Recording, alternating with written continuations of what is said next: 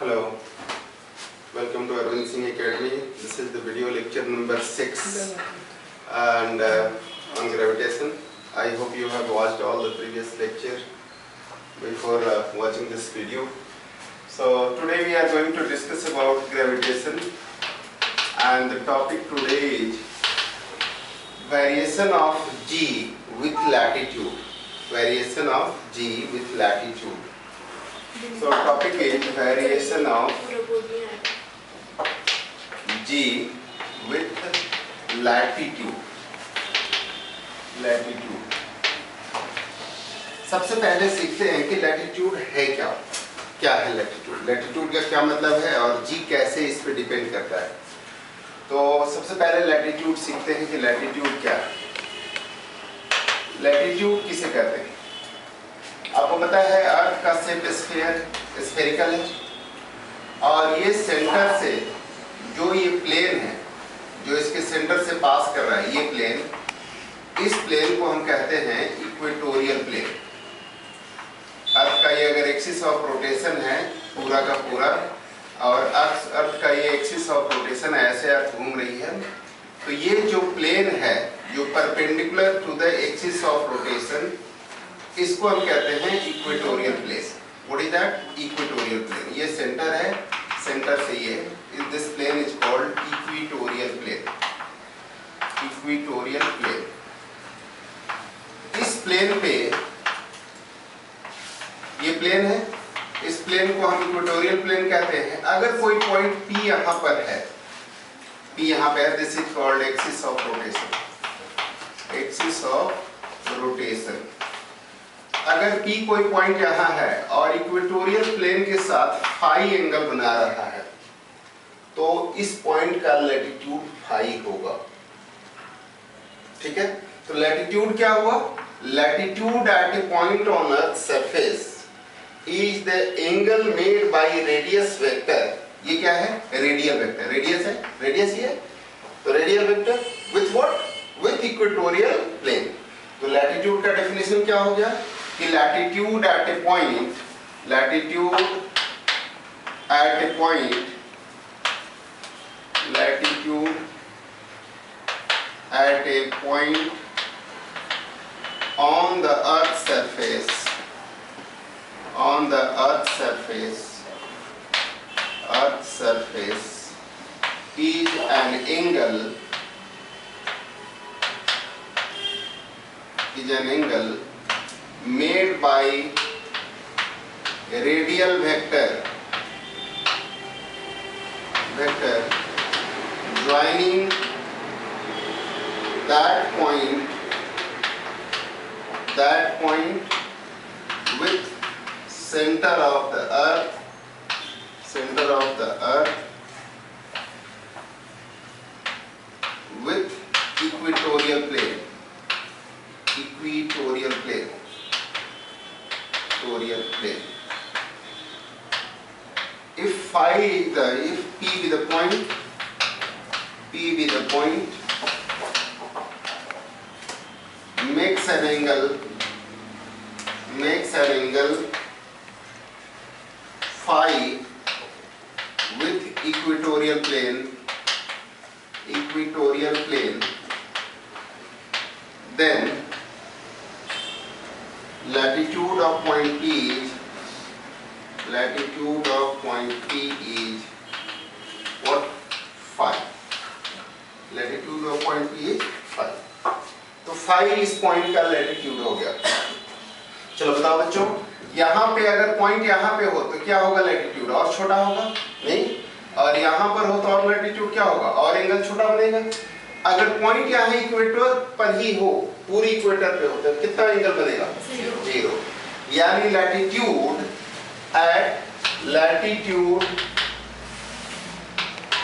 At equator is nothing else but 0। क्या होता है? 0। और यहाँ से जैसे जैसे ये पॉइंट, ध्यान से देखो, जैसे जैसे ये पॉइंट इधर की ओर बढ़ता जाएगा, लैटिट्यूड क्या होता जाएगा? बढ़ता जाएगा। और यहाँ पर अगर आ जाए तो क्या होगा? लैटिट्यूड कितना होगा? 90 डिग्री। तो लैटिट्यूड एट पोल, इसको हम क्या कहते हैं? Pole, north pole, south pole. Latitude कितना होगा 90 डिग्री। तो latitude at pole is 5, that is 5 equal to 90 degree. So latitude जैसे जैसे हम इक्वेटर से पोल की ओर बढ़ते जाएंगे वैसे वैसे क्या होगा, लैटिट्यूड बढ़ता जाएगा, ठीक है। और इक्वेटर पे कितना होगा 0 और पोल पर कितना होगा 90 डिग्री, ठीक है। अब लैटिट्यूड तो समझ में आ गया, आई होप लैटिट्यूड समझ में आ गया। लैटिट्यूड क्या होता है किसी पॉइंट का, इक्वेटोरियल प्लेन क्या है ये भी समझ में आ गया। इक्वेटर इसको कहते हैं, इक्वेटर इस लाइन को क्या कहते हैं इक्वेटर, और उसके कोरिस्पोंडिंग जो प्लेन बनता है उसको कहते हैं इक्वेटोरियल प्लेन। अब लैटिट्यूड का वेरिएशन दो पॉइंट पे निर्भर करता है, दो बातों पे निर्भर करता है। एक शेप ऑफ द अर्थ, अर्थ की शेप कैसी है उस पर डिपेंड करेगा। आपको पता है कि अर्थ की शेप क्या है, स्फेरिकल नहीं है, ओवलॉइड है, almost elliptical type. So shape of a sphere is like this, almost this side and this side. This radius, this is the center of the earth, center. And this radius is called equatorial radius. And this radius is called polar radius. RP is polar radius. Polar radius. R is equatorial radius. Equatorial radius, ठीक है। Value of g at any point is defined as g is equal to acceleration due to gravity। क्या होता है gm upon r square, पता है। अब आप बताइए gm upon r square होता है acceleration due to gravity, acceleration due to gravity is gm upon r square। So equatorial radius acceleration due to gravity at equator कितना होएगा gm अपॉन re का square, and acceleration due to gravity at pole is gm at gp square rp square, ठीक है। दोनों को अगर divide कर दिया जाए बताइए तो क्या होगा, ge upon gp is equal to what, gm से gm कैंसिल हो जाएगा, RP अपॉन RE और इस पूरे का क्या हो जाएगा स्क्वायर। अब बताओ RP छोटा है और RE क्या है बड़ा। इक्वेटर पर क्या है रेडियस बड़ी है और पोलर रेडियस क्या है छोटी, तो छोटा डिवाइडेड बाई बड़ा क्या होगा 1 से कम, तो ये 1 से कम होगा, तो RHS क्या होगा here since RP is less than RE, so RP by RE is less than 1, and therefore RP by RE square is also less than 1। Square करेंगे तो क्या होगा less than 1, and therefore we can say here that G by GP is less than 1 और G is less than GP। यानी जैसे जैसे that is acceleration due to gravity at equator is less than acceleration due to gravity at pole, ठीक है। जैसे जैसे हम यहाँ से पोल की ओर बढ़ते जाएंगे वैसे वैसे g की वैल्यू क्या होती जाएगी बढ़ती जाएगी। So acceleration due to gravity is at equator, therefore the value of g at equator is less than the value of g at pole, ठीक है।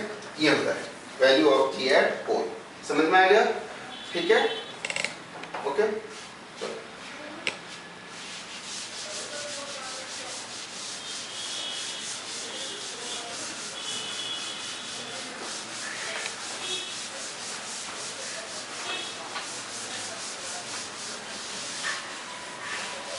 अब देखो कि g की वैल्यू लैटिट्यूड से कैसे चेंज होता है।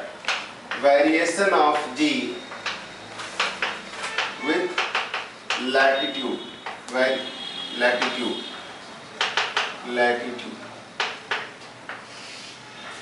इसके लिए हमने फिर एक ये अर्थ का शेप बनाया, अर्थ का शेप ऑलमोस्ट इस तरह का। ये एक्सिस ऑफ रोटेशन है, आपको पता है कि अर्थ का रोटेशन ये है, एक्सिस ऑफ रोटेशन है, अर्थ इधर से इधर की ओर रोटेट करती है। ये एक हमने लिया इक्वेटर, ये है इक्वेटर, तो plane related to it is called equatorial plane, है ना। यहाँ पे एक पॉइंट है P, जिसका ये एंगल कितना बन रहा है 5, तो लैटिट्यूड कितना हो गया 5, कोई दिक्कत। इसका जो वेट होगा P पर, अगर कोई पार्टिकल है जिसकी मास है m मास का यहाँ पे कोई पार्टिकल है, राइट, तो इसका वेट किधर की ओर अट्रैक्ट होगा, इसका इनर्शियल ग्रेविटेशनल पुल क्या होता है, force by which it is attracted towards the centre of the अर्थ, तो इसका वेट इधर की ओर कितना लगेगा mg किधर की ओर काम करेगा टुवर्ड्स सेंटर, और उसको हम क्या कहते हैं ट्रू वेट, क्या कहते हैं true weight. So let P be any point on the surface of earth,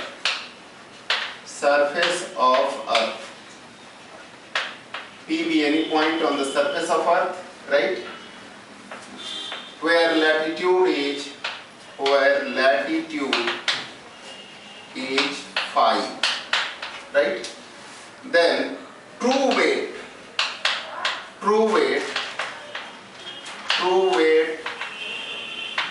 of body of mass m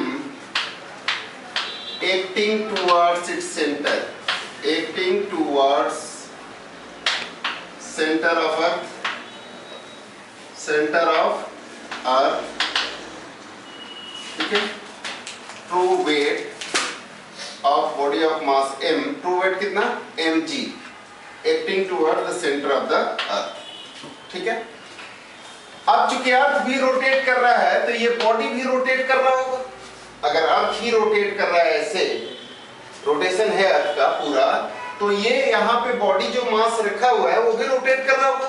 तो वो कैसे रोटेट कर रहा होगा, अगर ये अर्थ ऐसे रोटेट कर रहा है तो ये मास भी ऐसे रोटेट कर रहा होगा, और यहाँ पे क्या बन रहा होगा, एक सर्कल बन रहा होगा, इससे रिलेटेड एक सर्कल बन रहा होगा, यहाँ पे भी एक छोटा सा सर्कुलर पाथ ये बना रहा होगा, जिसकी रेडियस कितनी है r, मान लेते हैं ये रेडियस कितनी है r, एक सर्कुलर पाथ यहाँ भी बन रहा होगा जिसका रेडियस है r। इस फोर्स के दो कंपोनेंट होंगे, एक इधर की ओर और एक इधर की ओर, दो कंपोनेंट होंगे। ये कंपोनेंट एक इधर की ओर होगा, मान लेते हैं ये O डैश है, ये O है।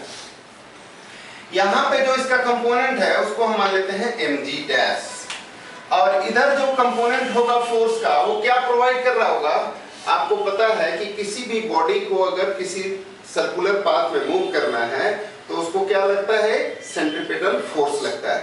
तो इधर का कंपोनेंट जो होगा वो सेंट्रीपिटल फोर्स के बराबर होगा। बॉडी का सेंट्रीपिटल फोर्स कितना होगा, mv²/r होता है, या mv²/r को हम क्या लिख सकते हैं, mr⍵² लिख सकते हैं, ठीक है। तो यहाँ पे इधर के जो कंपोनेंट है वो mr⍵² है, रेडियस r है तो mr⍵² है ये, ठीक है, mr⍵²। सेंट्रीपिटल फोर्स होता है, जिन लोगों को नहीं पता वो ध्यान से देख लें। सेंट्रीपिटल फोर्स जब भी किसी बॉडी को किसी सर्कुलर पाथ में मूव करना होता है तो एक फोर्स की जरूरत होती है, सेंट्रीपिटल फोर्स होता है mv²/r, but we know v is equal to omega into r, and therefore we can write here क्या m v के जगह पे ω²r²/r, r से एक r कट जाएगा, mr⍵² लिख सकते हैं। तो इधर एक सेंट्रीपिटल फोर्स लग रहा होगा mr⍵², जिसकी वजह से एक सर्कुलर पाथ में पार्टिकल क्या कर रहा है, मूव कर रहा है। और दूसरा ये लग रहा है, ये mg डैश क्या है, ये apparent weight है। Here mg dash is the apparent weight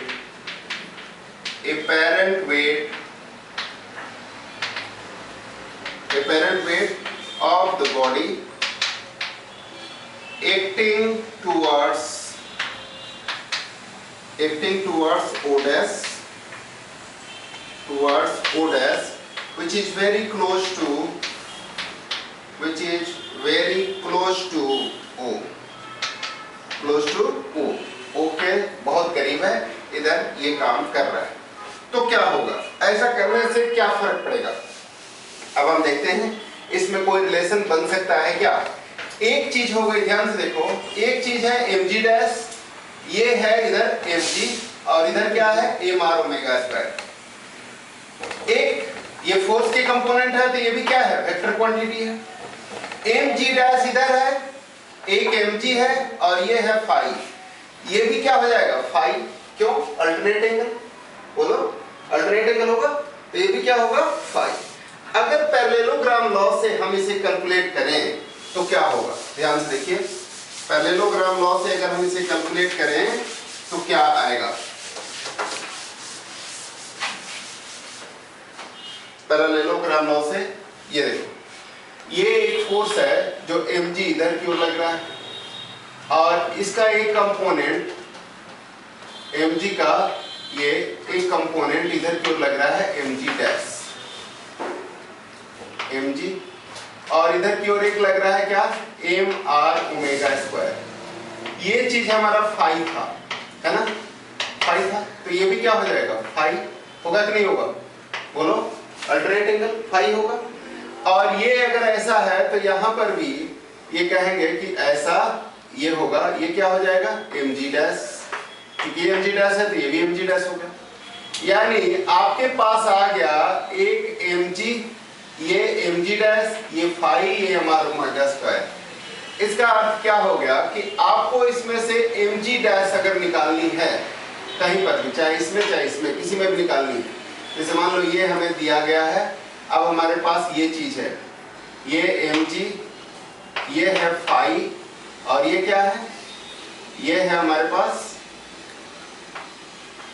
ये है mr ओमेगा स्क्वायर और ये है mg और ये है mg डैश, ठीक है। तो आपको निकालना है फाई। एक कोसाइन फॉर्मूला होता था, कोसाइन फॉर्मूला जरा समझते हैं क्या होता था। कोसाइन फॉर्मूला, कोसाइन फॉर्मूला क्या होता था, आपने ट्रिग्नोमेट्री में पढ़ा होगा कि अगर कोई ट्रायंगल है, ये ABC एक ट्रायंगल है, A के सामने वाले साइड को A, B के सामने वाले साइड को B, C के सामने वाले साइड को C कहते थे, तो A square is equal to होता था B square plus C square minus 2BC cos of A। क्या इस फॉर्मूला से सीखेंगे, A स्क्वायर मतलब, ध्यान से देखो, एक साइड के स्क्वायर का सम, एक साइड का स्क्वायर बराबर बाकी दो के साइड के स्क्वायर का sum B square plus C square minus twice of दोनों का प्रोडक्ट, ठीक है, into cosine of angle opposite to this side A, cosine of A। इसी तरह से अगर ये फॉर्मूला यहां लगाएं तो इसके सामने का एंगल दिया हुआ है, जिसके सामने का एंगल दिया है A के सामने का एंगल, तो A स्क्वायर निकाला, तो यहाँ फाई के सामने का एंगल क्या है mg डैश, तो mg dash using cosine formula here also, cosine formula what will happen, mg dash का होल स्क्वायर बाकी दो के स्क्वायर का sum mg square plus mr omega square का whole square minus twice of दोनों का product mr omega square into cosine of angle between them, that is phi. ठीक है, समझ आ रहा है।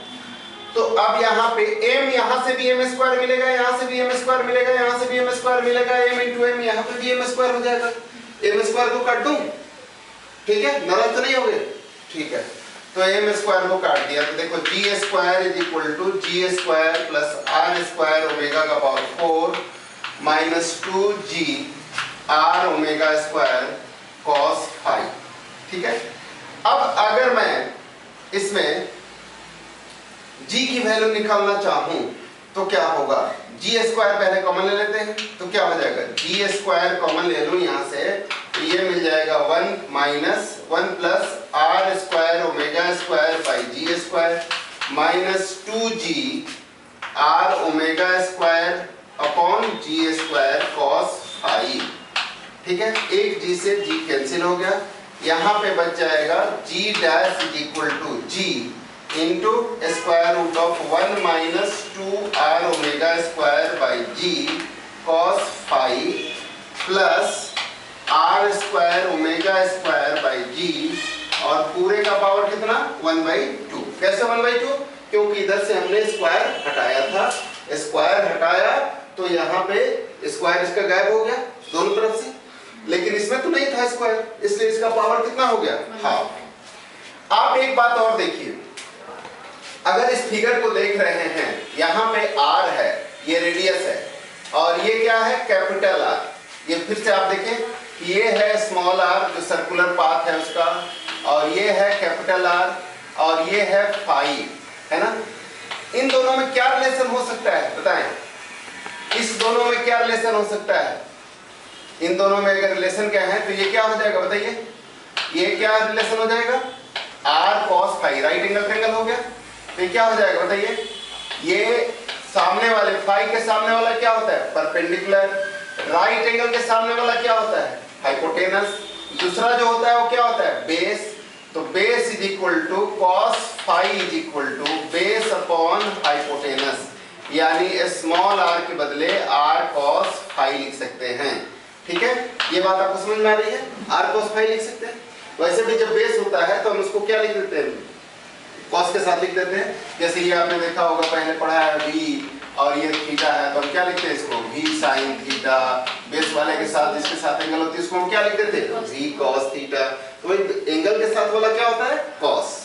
तो r cos फाई लिख सकते हैं स्मॉल r की जगह पे, यानी g dash is equal to g into 1 plus 1 minus 2r omega square by g cos phi.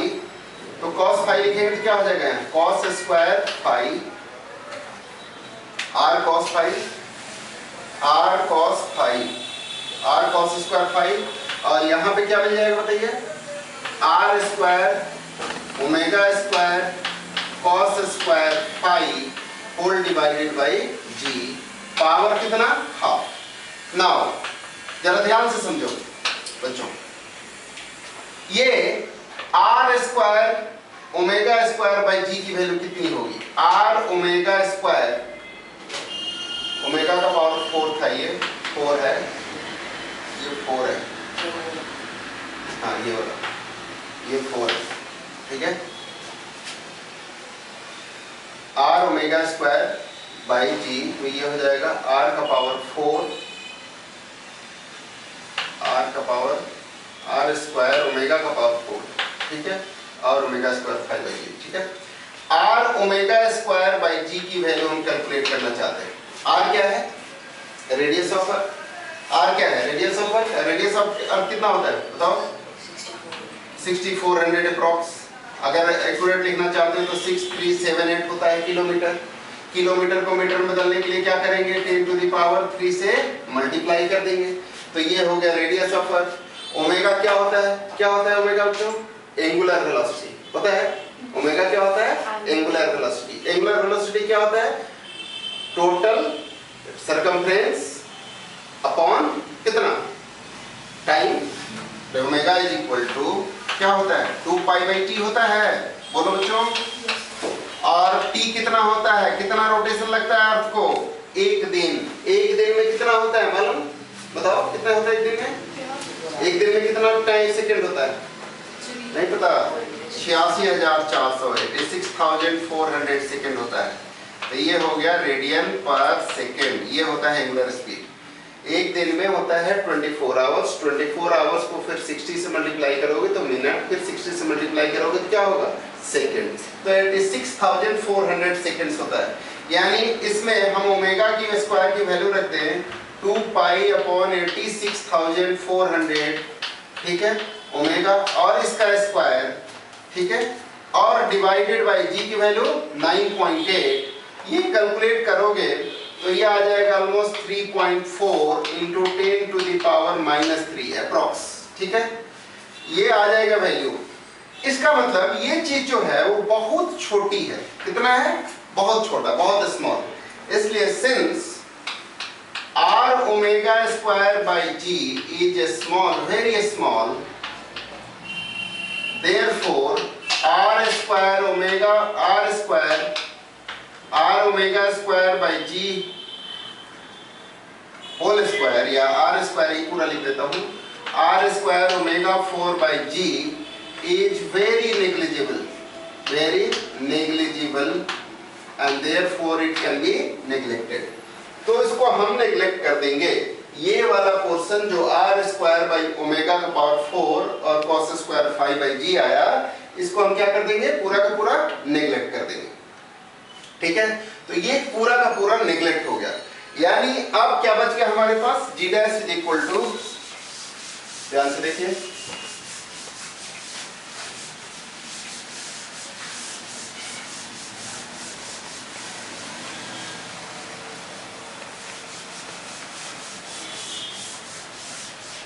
आपके पास बच गया अब यहां से g dash is equal to g into 1 minus 2r omega square g cos square 5 whole का power कितना, 1/2।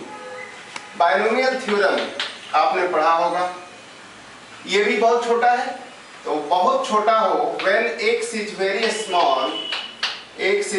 Small then 1 plus x to the power n is equal to approximately equal to 1 plus nx होता है, क्योंकि x square और उसके higher power को क्या करते हैं, नेग्लेक्ट कर देते हैं। x बहुत छोटा है तो उसके हायर पावर और बाकी सबको क्या कर देते हैं, नेग्लेक्ट।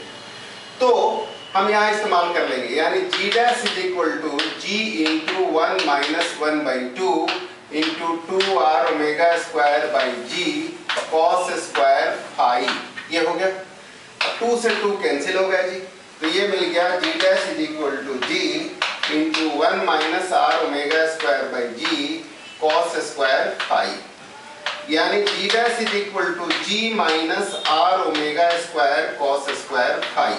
ये g से मल्टीप्लाई किया, g इंटू 1g, और g से मल्टीप्लाई करेंगे तो ये वाला g कैंसिल हो जाएगा, ये हो गया g डैश, यानी acceleration due to gravity at that point.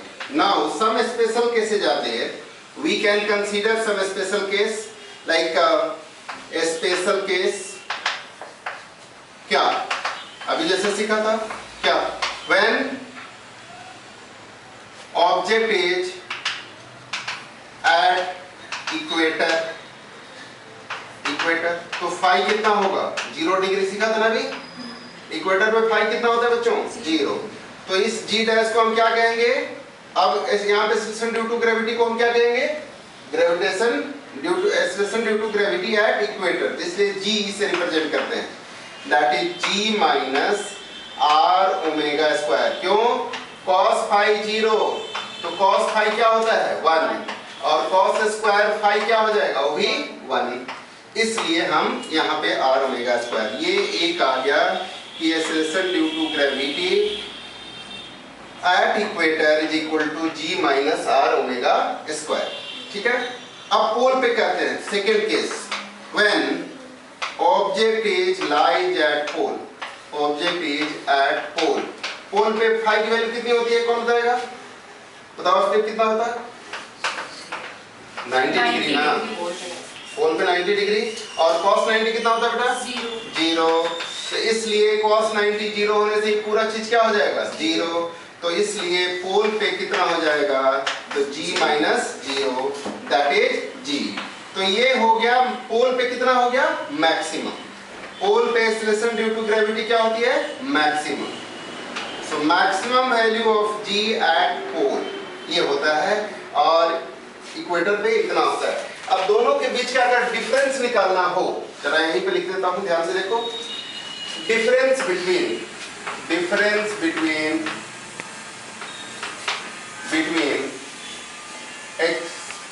Acceleration due to gravity at pole and equator is means GP minus GE is equal to क्या होगा, तो GP क्या है बताओ, G, और G क्या है, G minus R omega square, ठीक है, बताओ, तो G से G क्या हो जाएगा, कैंसिल, R ओमेगा स्क्वायर, तो GP minus G is equal to R omega square होता है।